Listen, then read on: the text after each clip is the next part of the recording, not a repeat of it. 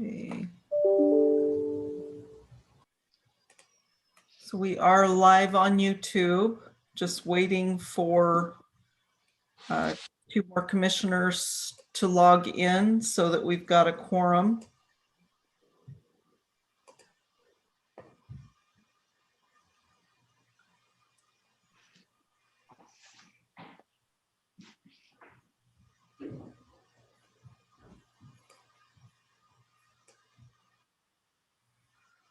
Okay, there's Commissioner Fuchs. So we're waiting for Mr. Tarbett.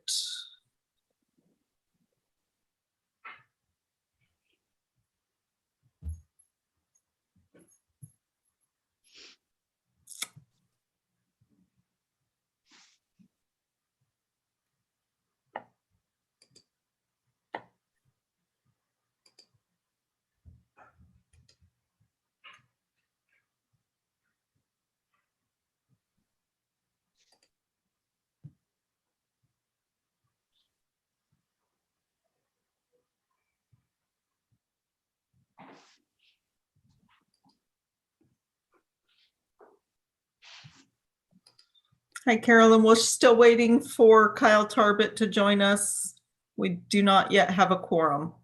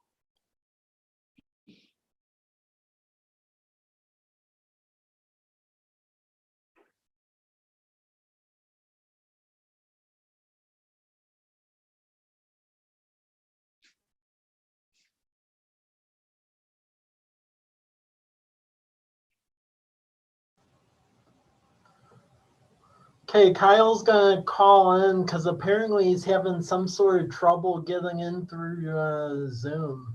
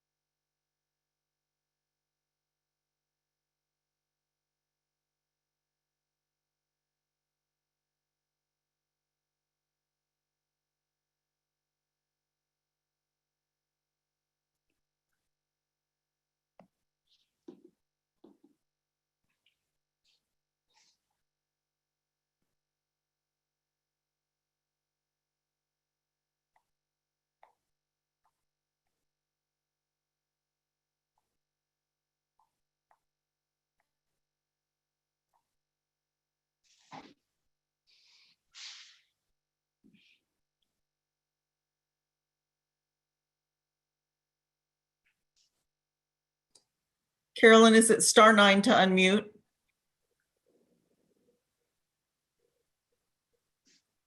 It's *6. Oh, *6. Sorry. Just want to verify that that is Kyle before I promote. 509-629-0725 is his Okay. number.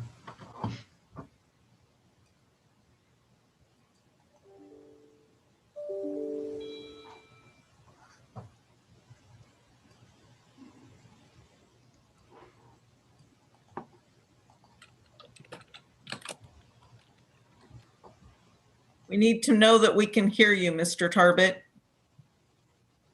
or that you can hear us and we can hear you.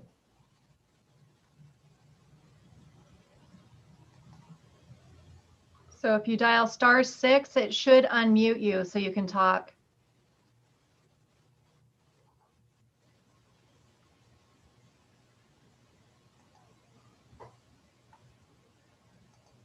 It won't work if he's not able to communicate. Huh.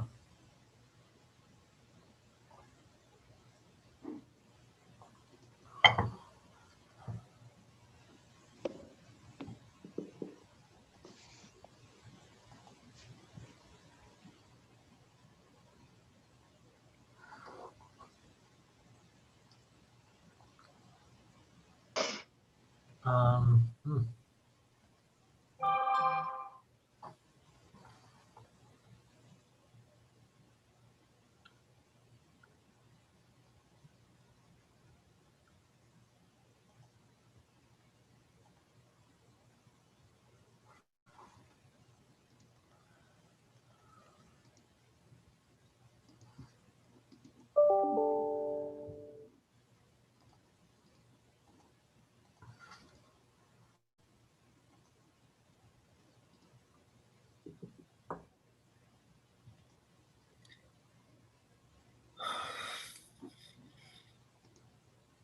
Are we able to unmute him or?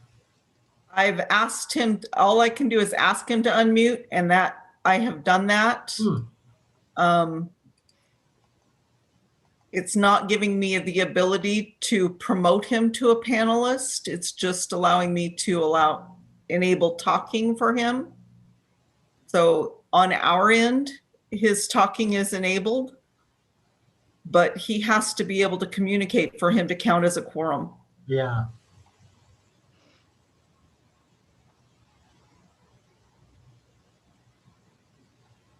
Only other thing I could think of is, well, not let me.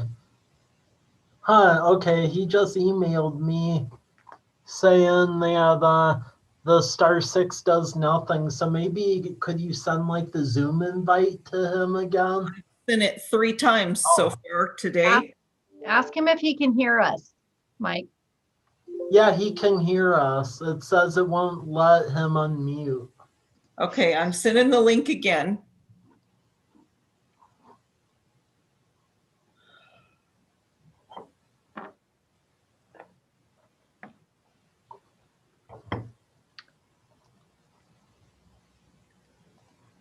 I'm just thankful it's someone else besides me.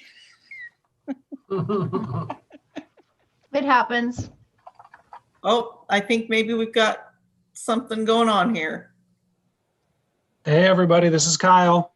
Yay! Hey, Apologies. I don't know what happens with this meeting.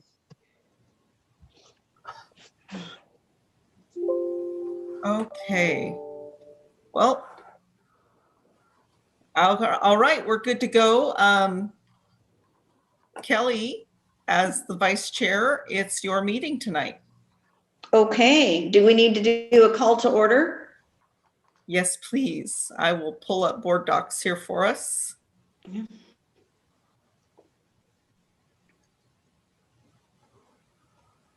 Okay, you're good to go. Okay, am I supposed to do the roll call? I can do that for you if you'd like. You just need to call the meeting to order.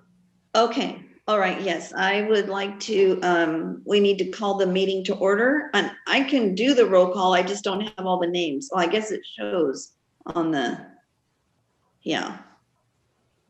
Do you want me to go ahead and call and roll call it, Lisa? Sure. Okay. Jennifer Fuchs? I think you're muted. No, I'm not. I'm here. Okay. Bruce Moorhead? Okay, I think he's muted too. At least I couldn't hear him. Can you? oh, I Okay. hear you. And let's see, who else am I supposed to call here? Kyle Tarbett? I'm present. It's good to have you. And do I call Carolyn and Mike and Troy? No, I don't that's, call Troy. no. We'll note that Doug Case and Jeff Lambert have requested to be excused. And Bill Clemens has retired at the end of February from his position with Pacific Power. And so that position, as of yesterday, is now vacant. So Okay. we'll be looking for somebody to replace him. But you do have a quorum and you're good to go. Okay. All right. Well, we need to approve the agenda and the minutes. Do I have a motion for that? Motion to approve the agenda and the minutes. Okay, and a second. Second. All approved, say aye. Aye. I, Aye. All right, and we've already talked about the absence of Commissioner Case and Lambert. It looks like we're ready to move on down to Mike's presentation. Is that correct, Lisa? Carolyn is first on the agenda with the Oh. College Place Farmers Market update. Okay. All You- right, Carolyn, we're ready for you. Would you like to share your screen? Sure, I can go ahead and do that.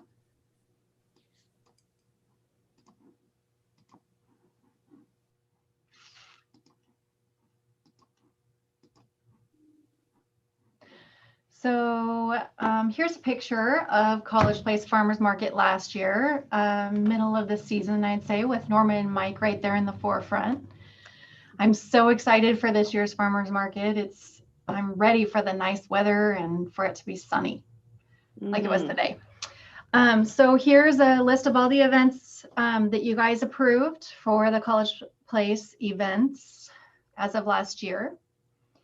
And so for the market, May 27th is the opening day this year. We're going all the way through till September 30th, which is a total of 19 markets.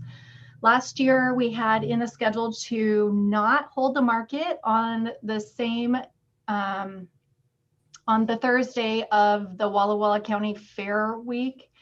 And a lot of the vendors balked at that. They wanted the option. And so I elected to go ahead and give them that option. I'll just go ahead and take a poll sometime early August to see if people are willing and want to go ahead and hold the market.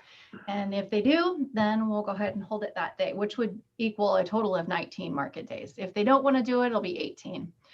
Right now I'm working through updating the COVID plan. We're basically going to work with last year's COVID plan and kind of amend it to address the updates that have come out most recently, which that is the new guidelines. We've just received those from the Department of Health. I attended the Washington State Farmers Market Association last week, towards the end of the week, and they reviewed a lot of the updates that went through and created a handout for farmers market representatives in Washington State to use as a guideline for that. So I've got to go ahead and go through that.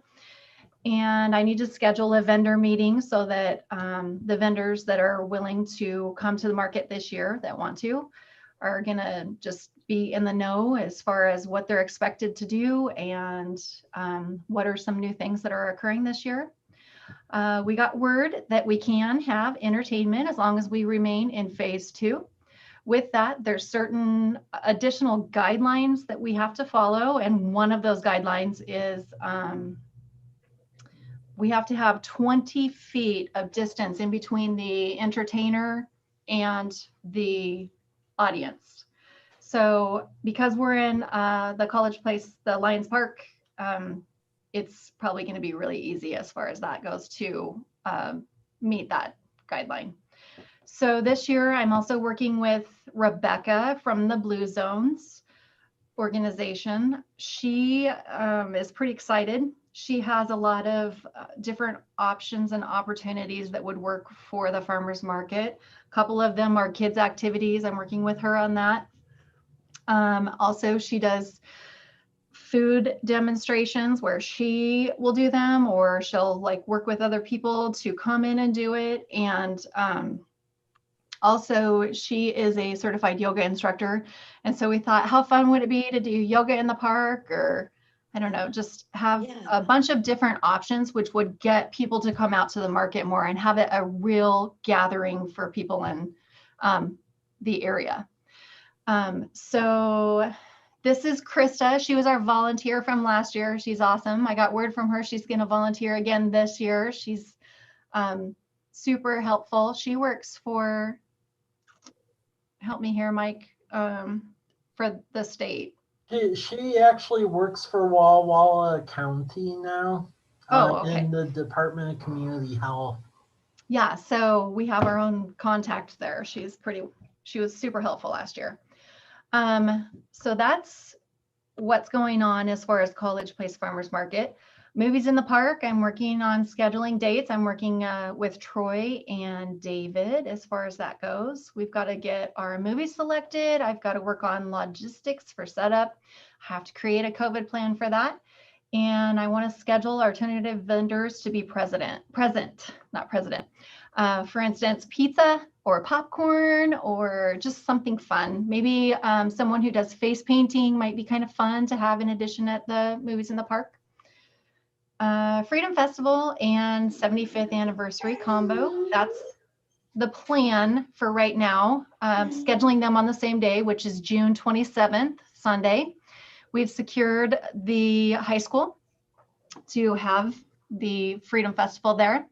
The plan B is going to be a College Place Farmers Market Day for the 75th anniversary.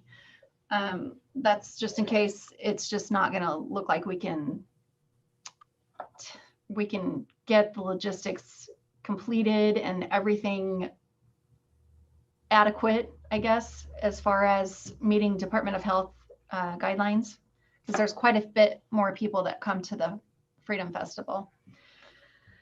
I need to work on releasing the applications for those, but I've held off on that because I wanted to just check with Walla Walla Department of Health first, and do logistics. And Mike's going to work on the fireworks contract.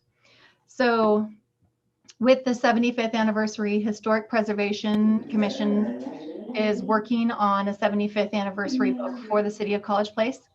Mike Denny is who is the author, and he's on the Historic Preservation Commission. And he's going to be at the booth wherever it is that we have the 75th anniversary celebration, and he'll sign the books there. That's the plan. So Fall Festival and Winterfest, that's kind of, I've put that one a little bit more on the back burner and focusing more on the other events because it's farther out in the year. And so that's depending on what phase we're in, if we can have those. But if we're in the right phase and we can have it, then we're absolutely going to go for it. Light Up the Avenue, we are going to do that one regardless. And I've just finished sending in the purchase order for purchasing some more snowflake lights for College Avenue. In addition to that, we have purchased from the city of Walla Walla some surplus ornaments. There's stars and diamonds that we're going to purchase the hanging brackets to attach to the poles. And then we're going to have more lights on College Avenue and have it lit up. We also need to identify other light displays to purchase. Need to work on logistics for that. The parade last year of the city staff really was well received. People really liked it. And I need to work on sponsorships. I've sent out sponsorship requests to several businesses in the Walla Walla Valley. I probably need to follow up on that again, but we've received one so far, so that's pretty cool. It's encouraging. And updates will follow as far as the rest of the events that were on your resolution that you guys approved to go to council. Mike is working on the neighborhood engagement outreach with the Whitman Fellow, and we don't really have anything at this point to update, but unless you heard more, Mike. Nothing yet. Okay. So, oops, that's it. I have a cool picture of the park. We're super excited for the renovation of Lions Park, whenever that can happen. Does anyone have questions?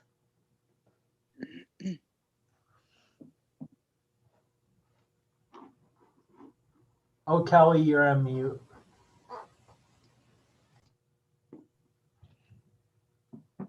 While Kelly works on that, I just have one question for a newcomer like myself. What's the actual location of the farmer's market? It is at Lions Park. It's on Larch, 801 Southeast Larch. Yeah, So thank you. we have it starting there right to the south side of the Lions Club building. That's the entrance, and we kind of have it curving around and going towards the back. Thank you. Sure.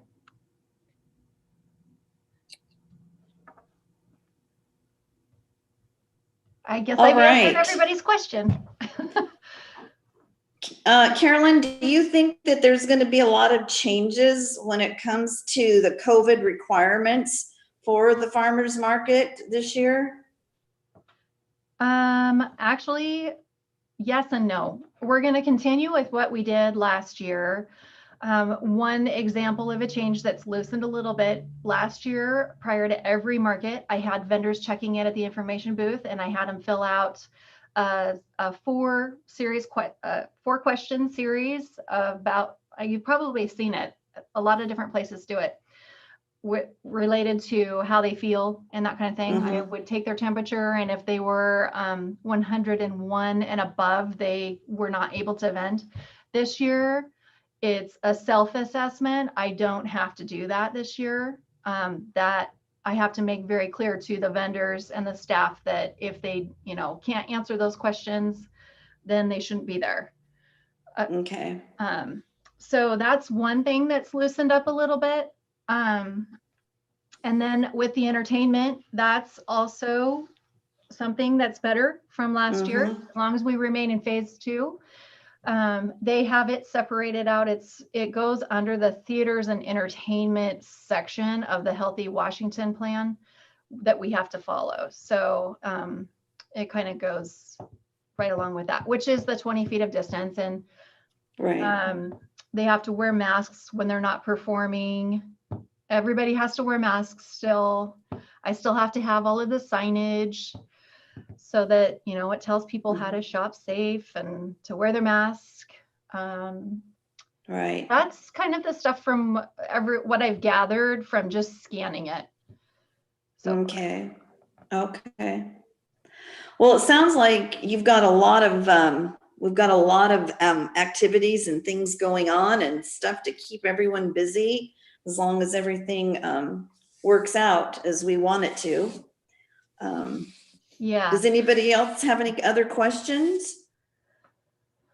One more thing that's really cool is I've been working with the Lions Club as far as using their commercial kitchen for food demos and having people just kind of go in one entrance and through the other, just to go through so that we can use the food that's from the farmer's market and maybe give recipe cards and that kind of thing. And they've agreed to that, which is super cool.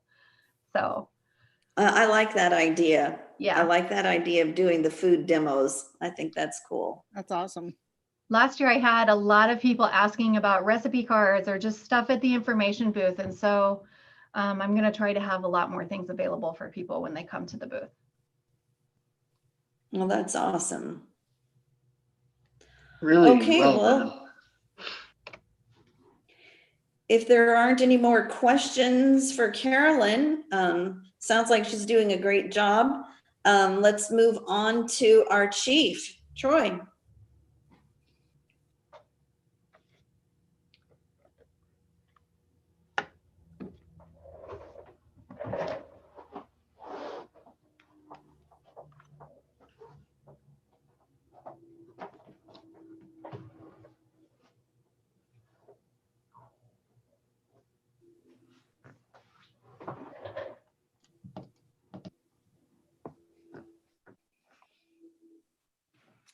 All right, guys.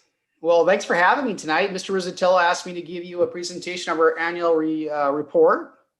So let me get this started here. All right, so incidentally, today is my 4-year anniversary as the chief here in College Place. So kind of fun. Congratulations. Yeah, it's been Awesome.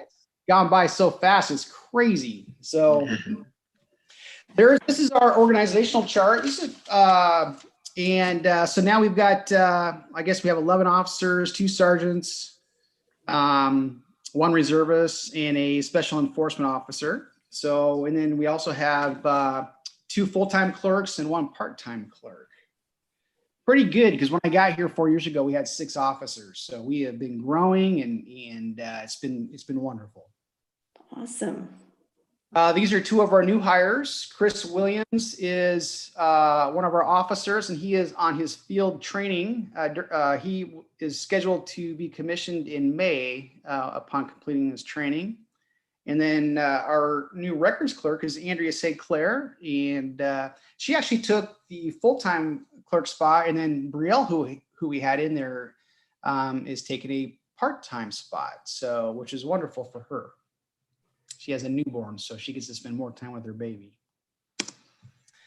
All right, so we're going to get right into support services. These are our clerks here, and what we do is we kind of take a look at some of the main things that keep our clerks busy. They do a host of other things as well, but these are some of the metrics that we look at. Obviously, you're going to see some reduced numbers because of COVID, and we have had our lobby closed for several months now, which has had a big impact on being able to serve the community the way we normally do. So we'll start with fingerprints. A big reduction in fingerprints, obviously, because our lobby's been closed. The number of CPL, which is concealed pistol license permits, is reduced greatly because the lobby's been closed. Public disclosure requests, just a little bit smaller, but not too much. And generally that doesn't have much of an impact. Most of that is done through a web service.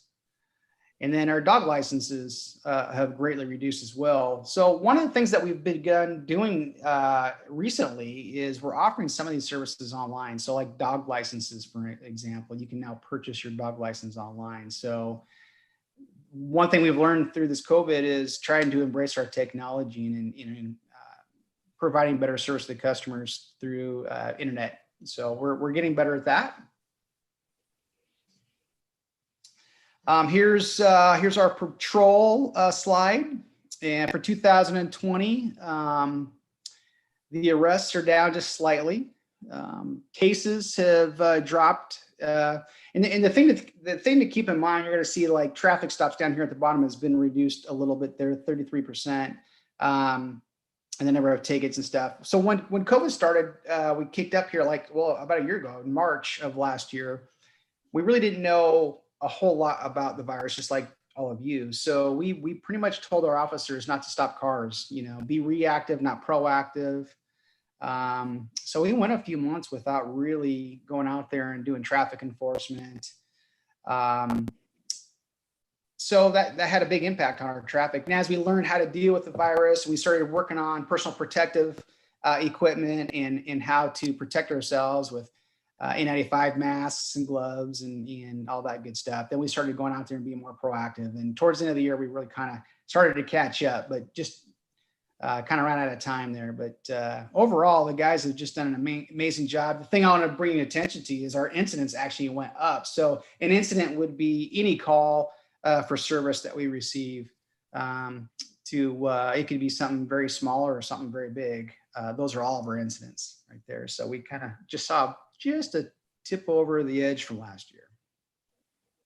It's definitely been busy. All right, so this is our investigation slide. Detective Fortin, and this is his second year as a detective. And so, yeah, he's been very busy. And what Brian does is he focuses on complex cases. Brian has some special training, and he has interview training and all kinds of things. So he'll focus on the felony cases generally, but he also assists the officers with their misdemeanor cases. Brian writes a lot of the search warrants, but we've encouraged Brian, and he's done a fantastic job of training the officers to do their own stuff. So kind of paying it forward so that someday they may be detectives and they'll already hit the ground running when they take in those spots. So, yeah, cases taken 52 and cases cleared 49. Now, some of those cases that are cleared, a lot of those have come over from 2019. Sometimes these complex cases take some time to investigate and clear. So done a fantastic job. Officer Langlois is our school resource officer, and obviously he's seen things a little bit differently this year, but he was still able to do a lot of teaching and online and participating in some online classes. He also partnered with some of the teachers and did some welfare checks and checked up on some students who may have been tardy from remote learning, or some kids that they're just concerned about, just because of all the social isolation that's happened this year. So Joey's done a fantastic job working through these challenges and still serving the kids in the schools really well in 2020. So we're really proud of the work he's done. And you can see his cases there have been somewhat consistent. Obviously, his criminal investigations have dropped down quite a bit, which is great. And it shows 1 arrest in 2019 and 0 in 2020, which we anticipated, but he's only had 3 arrests the whole 4 years that he's been there. So obviously that's not what he's there for, but occasionally it does happen. Special enforcement officer. So this is the 2nd year that Officer Nordman has been working on special enforcement. He does code enforcement, animal calls, and parking violations. Ron's also our evidence custodian, so he spends a great deal of time working with that as well. Obviously, you know what? One of the reasons why. I'm sorry. Did you have a question? Oh, we believe that 2019 we had a lot of code enforcement investigation cases because it was new for the city. We had a lot of stuff going on. We had a big drop this year, and we really believe it's because in talking to Ron, we really do believe that it's because people are really kind of getting in behind it, and they've complied, and people know that we have the code enforcement officer out there, and so people are doing a great job of picking up their yards and mowing and keeping broken down vehicles out of their yards and things like that. So animal calls have gone crazy, and one of the city council members actually thought we were perplexed on this, but one of the council members told me that there was a record number of people adopting pets in 2020 with everybody being home, quarantined, and things like that. So maybe has something to do with more animal calls. We don't know, but I asked Ron, he wasn't sure either. So parking violations. Ron mentioned we had a lot of vehicles parked on the street with expired license plates this year. We're not sure if people were just not paying tabs because they were home or not using their vehicles. Not sure about that, but he did say that was one of the reasons why we had an increase in parking violations. So obviously we get most of our compliance done through just meeting with people and asking them and bringing it to their attention. And most people comply with just our requests. So it's been really good. Ron hasn't had to write a whole lot of tickets. From time to time he does. What this slide is looking at is, we call it our professional standards. This is what you would consider internal affairs or any kind of a complaint. The majority of these complaints that you'll see here on the screen, though, is, it could be a vehicle incident, it could be lost equipment, it could be someone complaining for courtesy, a whole host of different things. So, and what you'll notice here that we're really proud of is the reduction over the last 5 years. 2020, we had 1 investigation. It was actually the department complained against the employee. So we brought the complaint on based off of a photo that was shown on Facebook. And we take that very serious. We didn't have anybody contact us. We just saw that could potentially be, if proven true, a violation of policy. So we initiated an internal investigation and we went with that. And it was a not sustained, which is when the investigation discloses there is insufficient evidence to sustain a complaint or fully exonerate the member. So kind of a he said, she said type of thing. These are a screenshot of our crime and traffic statistics. So if you look at the green 2020, look down that, you'll kind of see the numbers. So burglaries, we were up slightly, and actually 28%, a little bit more than slightly. Thefts are down, which we were very happy about. Collisions are down slightly, but it's kind of been right around that 80 number. DUIs are down, which is pretty consistent with the entire state. Restaurants are closed, bars are closed, people have been staying home, so not as many people out drinking and driving, which is one of the positive things with quarantine. Our narcotics arrests have gone up significantly. We do have a controlled substance problem in our community, as many communities do across the state and across our country, unfortunately. And then there's our traffic stops again. Our warrant apprehension, still very significant, slightly down from last year, which is a great thing. Motor vehicle thefts is exactly the same as last year at 27, but greatly reduced from 2018, where we had 44. Vehicle prowls are down quite a bit. We really think that has a lot to do with Walla University students being remote learning for a good period of time this last year. We do get a lot of vehicle prowls from the college kids. You know, they leave their things sitting there, and it's just too tempting for people when they walk by sometimes, I guess. Shoplifting is up, which we kind of anticipated that could happen with people being unemployed or just kind of struggling through this whole COVID deal. We're really happy that third year in a row, domestic violence has dropped. So really excited about that. And so we're really encouraged looking at this despite the year we had. So good stuff. Some of our significant accomplishments, we would have liked to see this list a lot longer. Normally we have all the events and stuff that you guys get to promote as the economic development group, and not a whole lot about that in there, but we did get to kind of reinvent ourselves, partnering with Caroline, and we did the city parade, and we still did cops and kids. It just looked differently this year. So we're really hungry to participate. And, you know, I was really excited seeing Caroline's presentation, because we're just really excited to get back to somewhat normal and start participating in these communities. So, but I do want to point out one really big significant accomplishment, and that is our accreditation. We received that this year, first time in the agency's 75-year history. We're very proud of that. And Awesome. yeah, so if you don't know, there's outside professional subject matter experts from outside the department, from around the state, that come in and audit our department. This has been a 3-year process and a lot of work for our staff, and we're just really proud of the work that they've done to just so you know that you have a professional workforce who is up to best practice policy and compliance. So it's a good thing for the officers. It's a good thing for the community. So,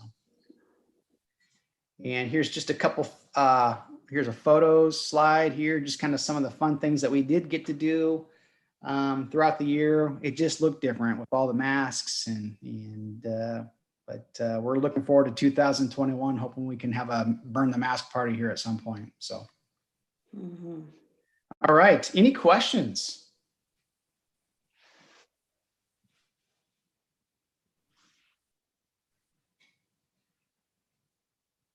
Excellent. I did such a good job that you guys have no questions.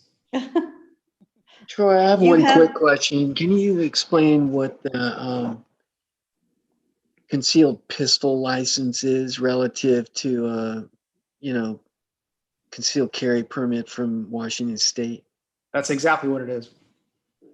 Oh, okay. Yeah, Thank you. you bet. Mm-hmm. Congratulations on the accreditation and that a lot of those significant reductions in various categories. It's really good stuff. Thank you for the presentation. Thank you, sir. Appreciate that. All right. Thank you. Thank you so much, Chief Tamara. So you're doing such a good job. And I think we are ready to move on to Mike. Hey, thank you. I'll just briefly breeze through this because a lot of this I'm sure you've seen like in the media, but just some updates pertaining to COVID. So we are actually in the phase 2 finally. That error with the hospital data was resolved. So if you go to slide 2, you can see just the data and the map of where the case numbers are at relative to how it was historically. Within the past year, we are on the decline, which is good. Next. As you can see here, College Place has like the second highest amount of cases in the county. However, we are basically 1/6 of the case count is city of Walla Walla, so that is under the proportion of the population. So I mean, we're doing good relative to other areas. Next slide. This is just a deviation as far as showing about population, no health insurance, and then also the proportions of various populations that have had COVID. Next slide. As you can see here, all 8 of the regions are in the phase 2. The one area that initially was like holding us back was the percent occupancy of the staff beds. Luckily, that has since been fixed. But for this Healthy Washington plan, there still is no phase 3 yet. So everyone's like idle at the phase 2. Next slide. This just details the fight to get us to phase 2 to clean up that clerical error, and there is a memo attached that was authored by Walla Walla and Yakima counties detailing the situation that you can read if you so choose. Next. As far as what phase 2 means, the big change was indoor dining at the 25% capacity. Likewise, same thing for indoor fitness and entertainment and home gatherings are allowed now. And then outdoor entertainment, which is a big change. Next. This is just a recent CDC guidance. Again, continuing to have the 6 feet of distancing. They're saying have double masks now if folks so choose. And here's other guidance that the CDC issues. Next. Vaccinations, we're still within these like 2 tiers right now, which is the high risk workers and first responders and people over 65 years of age or older or 50 years or older. There are certain counties, Whitman and then Walla Walla is included, where I mean, we're starting to run out of people in these tiers, and we've tried to get the state to like move forward for the areas that are doing well. But at least as of right now, they aren't letting us. They're like playing catch up with the other counties, which is a little odd, but like Whitman County tried to get their permission to move forward to vaccinate teachers, and they were told if they did so, they'd lose their allocation of vaccinations. So the state is playing a little heavy-handed right now. Next slide. You can see the various tiers. So the next tier, once they let everyone forward, is 1B tier 2, which is high risk workers 50 years or older, working in congregate settings, food processing, grocery stores, K through 12, so teachers, and then jails or detention centers. Next slide. For residents that don't have access to the internet, the county does have a telephone number now, and they're starting to put signs up, basically like a Country Estate, Sunset Villa, other areas where there's a higher percentage of residents that don't have internet, so they know this phone number is there. And vaccination events, they're made via press release from the county, and then we've just been sharing them immediately on the city's COVID webpage and then social media. Next. The other option for vaccinations is a regional site over in Kennewick, and then there's an online appointment for that. This site's been getting a lot of vaccinations because it's state run, and that has a 1-800 phone number. Next slide.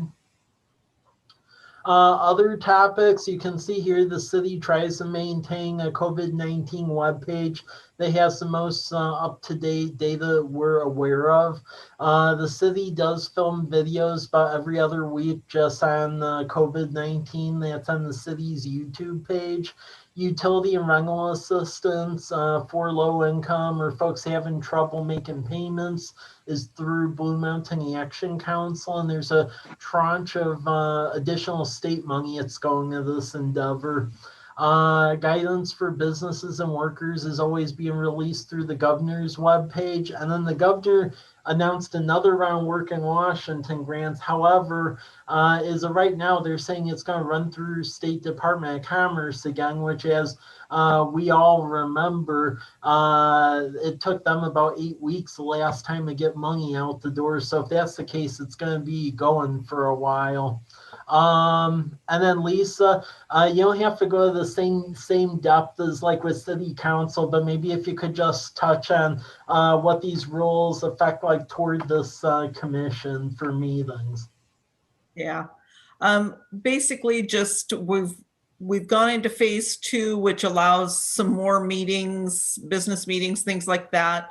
However, we still have a lot of restrictions that we have to implement.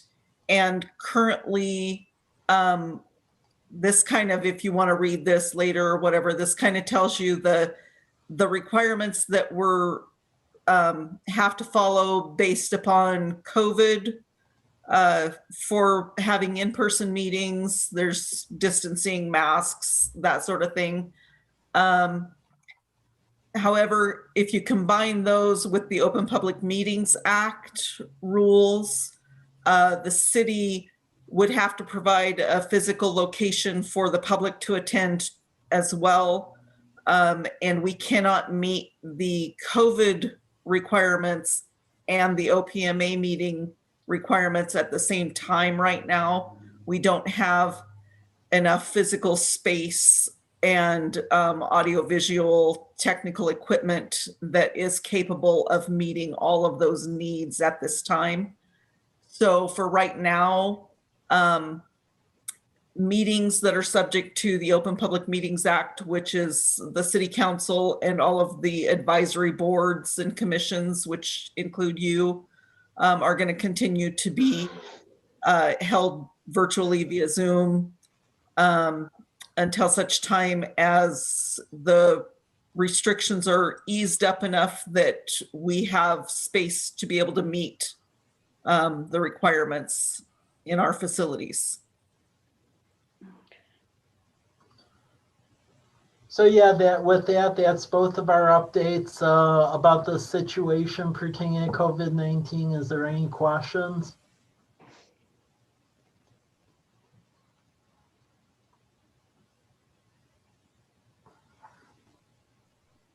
I don't think so. Okay.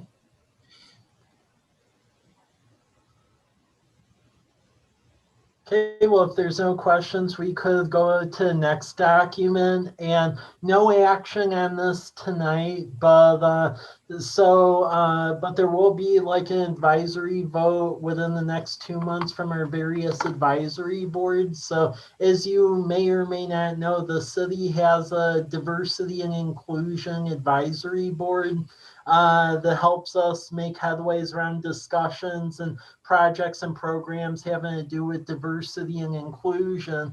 And one of the things they're working on is just like a guiding principles is there's public workshops or meetings or so forth. So this is what you see before you. So please take a look at it. If you have any questions or comments, let me know. But this will come forward at another meeting for an advisory vote, because one of the things the Diversity and Inclusion Board asked is that we get buy-in from the other advisory commissions. And next time they meet in May, so there's time. But I just wanted to make sure that this was on your radar.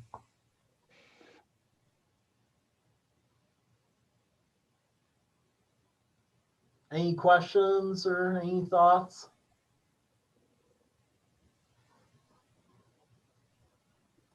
Mike, what does step in, step out mean? Oh, that just means try to look at something from another person's perspective. Okay, thanks. Yep.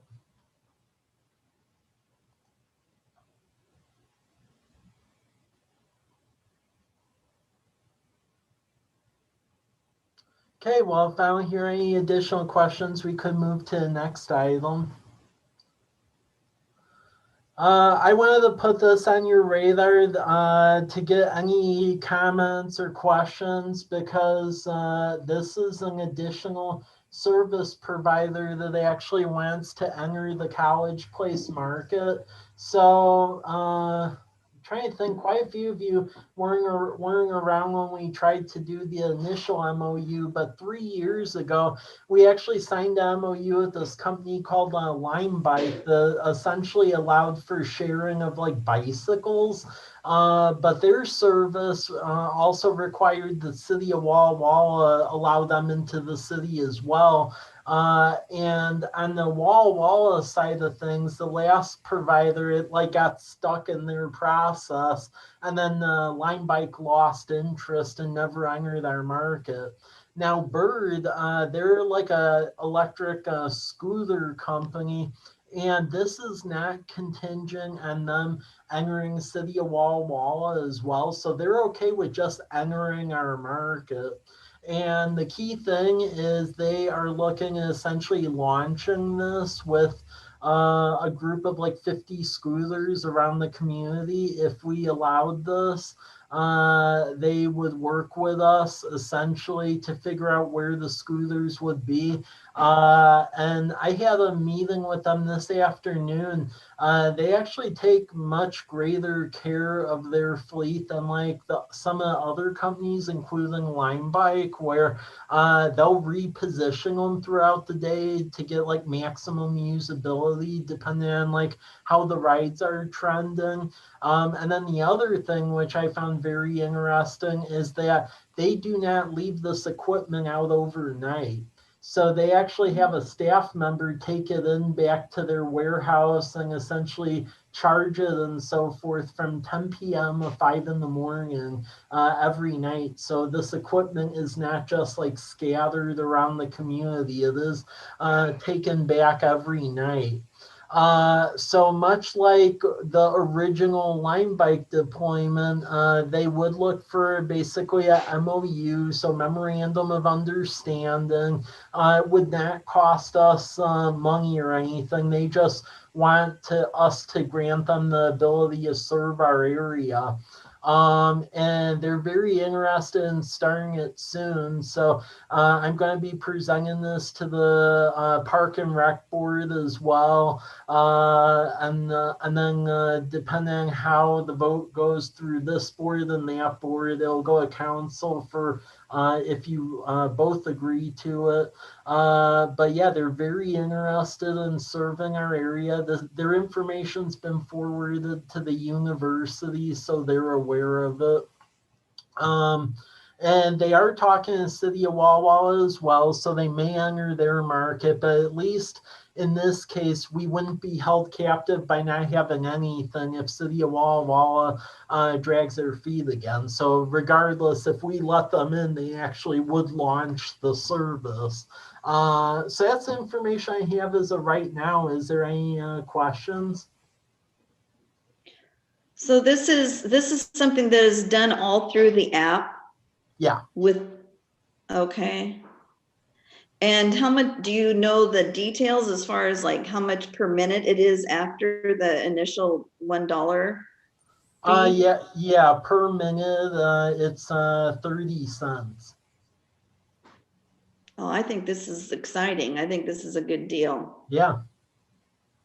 Well, and I'm just excited that if we did this, they don't keep their equipment out overnight, because that's what one of my concerns were. And the fact that that they're willing to even just enter College Place. So, I mean, this would happen if we allowed them to serve our market. Right, Do right. you have a list of cities where they're already doing business? Yeah, I can get that. And they provide references. Yeah. What is the deal on this kind of ride sharing thing with liability? Does a customer just agree that they're liable for any accidents and injury? So that would be in the memorandum of understanding. That company essentially does carry liability, and then they would indemnify the city. I will say, as someone who has actually used it in another city, there is a splash screen that pops up saying that, like, you assume liability. So Yeah, I've used them too. I just don't remember caring about that and thinking about it. But on this end of it, it's something that kind of pops up. Are those kind of electric scooters allowed on sidewalks? So, as far as they aren't allowed on streets over 35 miles an hour. As far as sidewalks go, I would have to check back on that question, because I do know with our sidewalk ordinance, we did do like an exception on like bicycles and some slower mobile equipment, like on College Avenue, because of concerns of like how narrow the actual active street width is. I forgot if we did any language pertaining to this type of equipment, though. Okay, thanks, Mike. So Mike, if the city of Walla Walla doesn't do this and somebody were to take one of these into the city of Walla Walla, can they drop it off there and then this company goes and picks it up there? That they could, yeah. Now, as far as what Walla Walla's attitude would be toward that, that would remain to be seen. Yeah. Walla Walla is aware of this, though. I've talked with their deputy city manager and council member, Riley Clubb, about this. So they're like aware of the interest serving our area. So. Yeah, I can definitely see the university students catching on to this. Yep.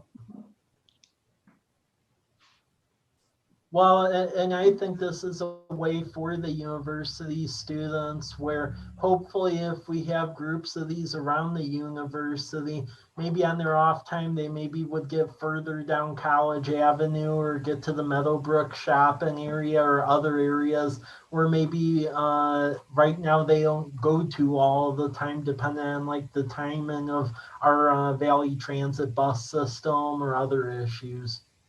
Right, right. Exactly. I know the university used to have the bike sharing thing. I don't know if they still do. I've seen a few orange or gold bikes around, but not as many as we used to. They still do to a degree. The problem is that there isn't really anyone officially running it. So Yeah. pretty much as like a bicycle disappears, it like disappears pretty much. That's the best way to explain it. Yeah. This Yeah. would be great.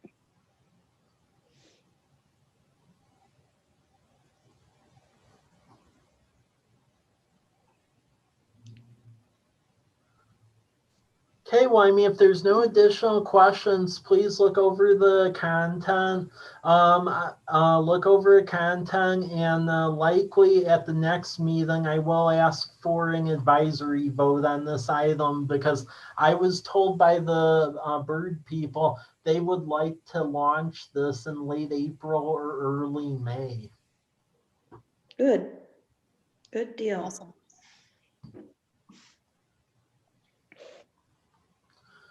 Okay, this next item, I just want our chair, Jeff Lambert, asked for me to bring this forward the last meeting.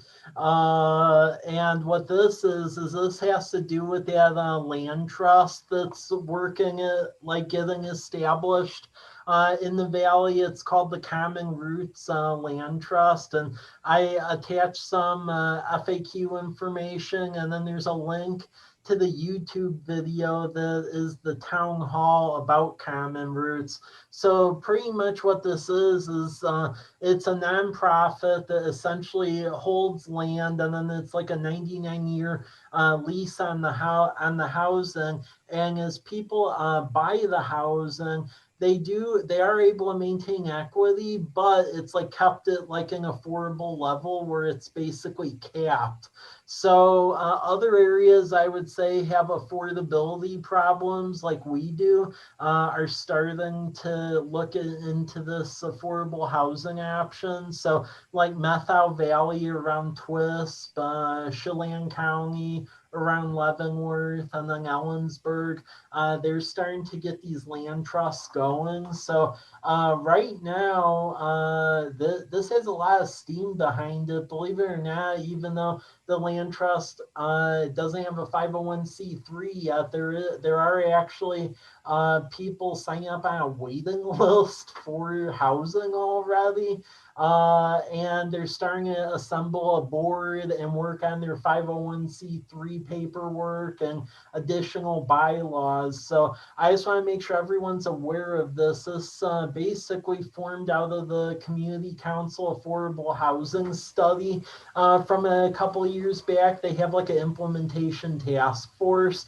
So there's a lot of steam behind this, and it looks like initially they'll serve the greater Walla Valley, and then if they build successes, they'll go from there.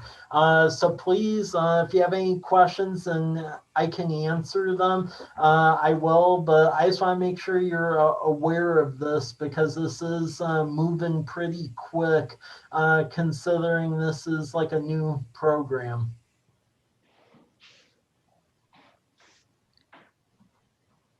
It sounds like a very good program to me from what I have learned about it.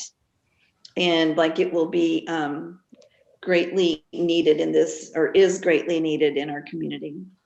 Well, like for instance, in College Place, while our residential single family housing affordability isn't as bad as like Walla or other areas, the one thing that is actually bad is like our rental housing. So if you look at the vacancy in our rental housing, right now it's actually less than 1% in College Place. Oh, wow. Which that statistic blows my mind. So from like an availability of rental housing, I would say in College Place, we are like at a crisis point, definitely on that one. I mean, we're getting there on the single family front, but it's nowhere near as bad as the rental side. Mm.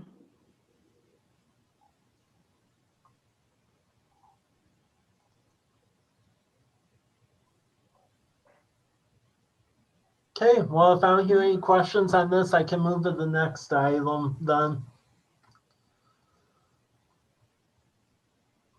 Next item is pretty exciting because from an economic development perspective, I've been trying to fight for this the last 7 years. I've lived in this state and it always would die. And it seems like this year is the year it may pass.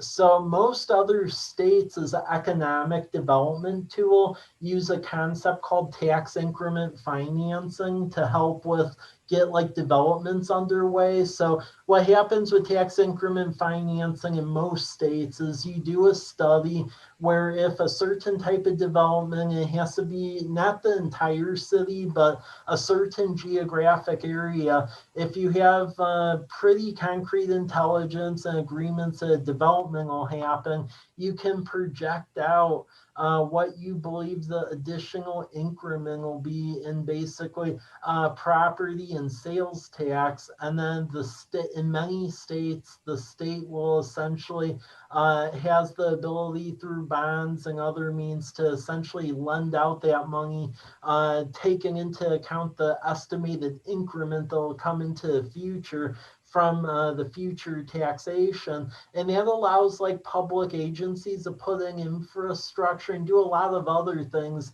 to catalyze development. And right now we're the only state out of all 50 states that hasn't allowed tax increment financing. Now in Oregon and some other states, it's not called that. It's called urban renewal, but it's basically the same thing. And this is actually going to a vote this week in the House. It passed the Senate today. So I'm pretty excited about this because it looks like this year will be the year it passes. And if it does pass, I would say that's going to completely revamp how we do economic development, because right now, if you have a big development or a business that wants to come into College Place or any city really in Washington, the discussion is typically, well, what kind of incentive or benefit, or will you help with infrastructure? And many times, unless it's just happens to be geographically positioned in an area where where many of the public will benefit, the response will be, oh, well, you have to pay that on your own. And that isn't usually well received. And then they'll go over to Oregon where you can do these deals all day long. So if this passes, this will greatly help us. Well, good deal.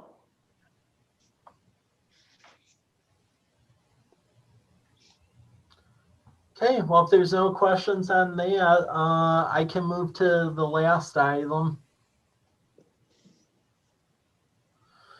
The last item is just the development activity rubric that I try to present on every month.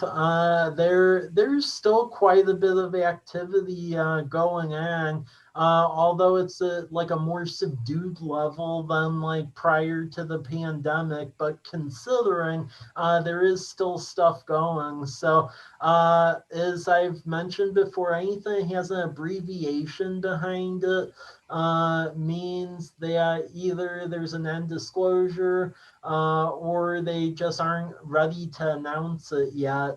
And anything has a name has a name, but the ones that are abbreviations, if you follow real estate or general commerce, you can typically put 2 and 2 together and figure out who they are. So Project CK, that's a gas station. They still are conducting due diligence to do a full-on gas station, but then there is actually a convenience store that operates on College Avenue. It's looking to do a franchise deal with the same company to augment the kind of products they sell. So there is an ability that there may be 2 of these CKs in College Place. Project HM, that's a coffee shop on South College Avenue at 9th and College, and the old car wash has been demoed. There's no update as far as the building being built, but to our understanding, that deal is still active. Next. Project FM is basically what I would call a category killer big box. And they want to go on the, from what I've been told, the site across from the high school, but they're waiting for the sewer to be built. Good news on Southwest Sewer is that we awarded the construction contract to Apollo Group, and they're breaking ground on that basically in the next couple of weeks here. So the sewer will be built this year. So that's going to put a lot of the fuel to get this project going. Project BK, I can't announce what that is officially. They're going through the site plan process. That's a Burger King. It's going next to Aspen Dental on the south side of the state highway, but that is happening. So that's good news. Project W, in our little fast food corridor over there, there still is interest. They're just trying to get an agreement with the franchisee, but Project W is along the lines of Burger King, but in that general area, and another fast food franchisee. Project D is a sit-down restaurant, more of like a chain one. That one, they are actually taking a look at the property where they're doing a drive around, but they are looking at the property adjacent to Community Bank. What they have told me is that they're just waiting to really drill down on that site until that left turn lane gets installed on Myra Road. And we have an agreement and understanding with City of Walla Walla that when that intersection at Myra and 125 gets converted to a roundabout, that'll finally trip them putting the left turn lane to get in a commercial drive. So it'll be a sequence of events, but at least there's like a pathway forward, because that left turn lane is the lack of really trips interest in that corner property. Project Flight, that's over at the airfield, and we're just trying to understand what the intention is of the landowner, because the landowner is assembling quite a bit of property out there. So we're going to be working with them over the next year, because when originally we were trying to pull that property out of the urban growth area, but then backed off because the new owner basically launched a legal effort to keep it in the urban growth area. One of the things that happened is that there, in essence, was no zoning assigned to Martin Airfield, because we were initially trying to keep it out in the county, but since they indicated their desire to eventually annex it into the city, we need to have that discussion what the zoning will be. Project GW, which is Goodwill, they're working through their engineering plans. The plan is they have a spring groundbreaking, so that is going. Project Food Cart, which is south west corner of 8th and College. The food cart concept got canceled. The property owner has the site for sale. They're trying to aim it, though, to get a developer that'll satisfy the vision for the College Avenue design standard. So not all is lost. They're trying to be really purposeful with the sale. Residential side, Homestead is still going. We have released some bonds for phase 3E. Phase 3D, we're continuing to hold because of some hillside concerns. Homes are being built over on Julia, and then Wise Sizel, which is basically homes, smaller cottage homes, will go along domes behind like where that detention basin is at. So we are in the final 2 phases of Homestead. Villages at Fort Walla Walla, we are trying to reestablish our communications with them. Last time I checked, they were trying to get additional financing in place, but in order to be like fully vested under the old code, they need to pay their permit, and they have not done so yet. So we've sent several emails and have not gotten anything back. What is the plan? That was a 180 unit apartment complex on the south side of Whitman behind Home Depot. So that, yeah, I'm trying to get communication going, but right now I'm not sure what's going on. Stepper Edition, which is off of C Street and South Maple, they're continuing to build homes back there, so that's good. Next one is Country Estates. We're working through the site plan process. What this is basically where the old poor farmhouses that was demolished. They are the mobile home park owner is basically wants to short plat that property and do about 7 additional mobile home units. So that's out for public comment right now. Next is Sermon Development. This is that U-shaped house with additional property on the south side of Spitzenberg, south of Wenzel Nursery. Still planning on doing a development this year. They're turning in some revised plans. This looks like that'll be a go. That'll be additional multifamily apartments, which, as I said earlier, we desperately need. Murray development, some of the properties over there have sold. We're just waiting to see what he does with the remaining piece, because there's some remaining land. Basically, if you drew a line from like where Davis would go, there's still some stuff for sale over there. So we'll see what happens. Next one is Stone Creek development. Right now, Craig Christensen, who owns the western 160 acres, has turned in a short plat to subdivide his property into 9 pieces and make it easier for residential developers to buy pieces of it. So we're processing that right now, but really the steam on this is going to go once we get that regional wastewater trunk line done this year. Boundary line adjustments, so for both Mike McKiernan and Craig Christensen, have been approved though. And then the next ones is Hamby. That's the apartment complex west side of the college on top of the hill between like 12th and Majanier.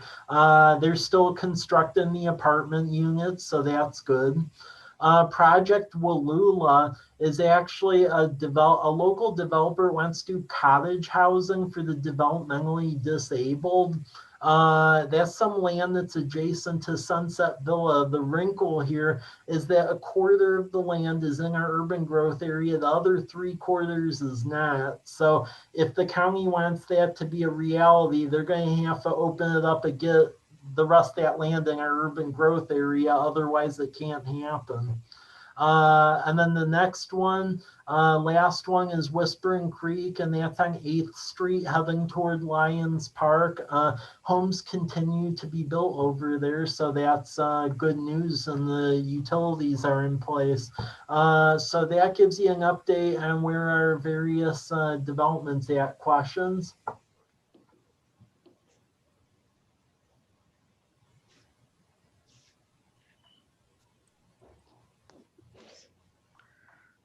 Well, it doesn't sound like there's any questions. That's a lot of good information there, Mike. Thank you, Mike. Yep. If there aren't any questions regarding any of these topics, do I have a motion to adjourn this meeting? Motion to adjourn. Second. All in favor? Aye. Aye. All right. Thank you, Mike, very much. Thanks, Good job. everyone. And Lisa and Carolyn.